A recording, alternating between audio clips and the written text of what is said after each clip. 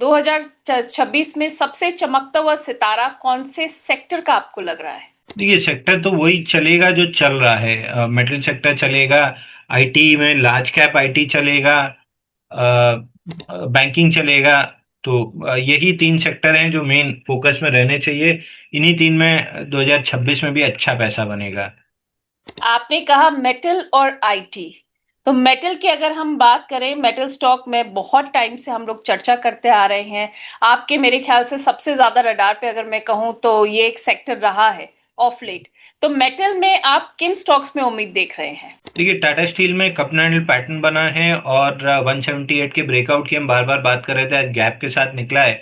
मेरी हम्म। प्रॉब्लम सिर्फ एक ही है कि ये न्यूज बेस्ड गैप है, ये ओके। कोई अर्निंग्स या ऐसा ट्रिगर नहीं है जो बहुत अच्छे से इम्पैक्ट करे। बस ये एक ही प्रॉब्लम है मेरी।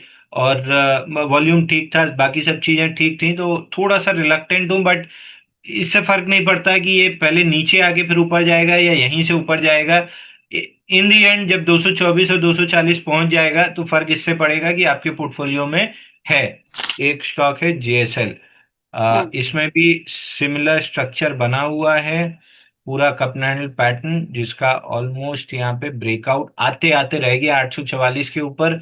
आज की कैंडल थोड़ी सी वीक है, बट ये 2 दिन के वॉल्यूम चेक कर लीजिए, अच्छे वॉल्यूम्स हैं यहाँ पे। प्रोबेबली अगर ये ब्रेकआउट वर्क करता है, स्टॉप लॉस आपका 773 के आसपास रहेगा, और ब्रेकआउट वर्क किया तो पहला ही टारगेट आपका 1,000 रुपए का बनेगा। और अगर उसके ऊपर टिकने लगा, जो कि एक्सपेक्टेशन है कि टिकेगा, उस हिसाब से टारगेट निकालेंगे तो 1150 से 1200 के बीच में आता है। ऑन एन एवरेज 1150 पकड़ लीजिए, 1100 से 1200 के बीच का टारगेट बनता है।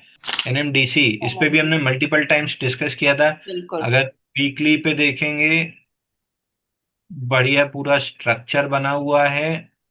और स्ट्रक्चर का ये ब्रेकआउट मैंने शायद आपके चैनल पे बताया भी था कि हाँ 78 के जी। अराउंड ब्रेकआउट आया है। पहला टारगेट ऑल टाइम हाई का रहेगा, ऑल टाइम हाई है इसका 90 रुपये 36 पैसे, और ओवरऑल इस ब्रेकआउट का टारगेट 110 रुपये है।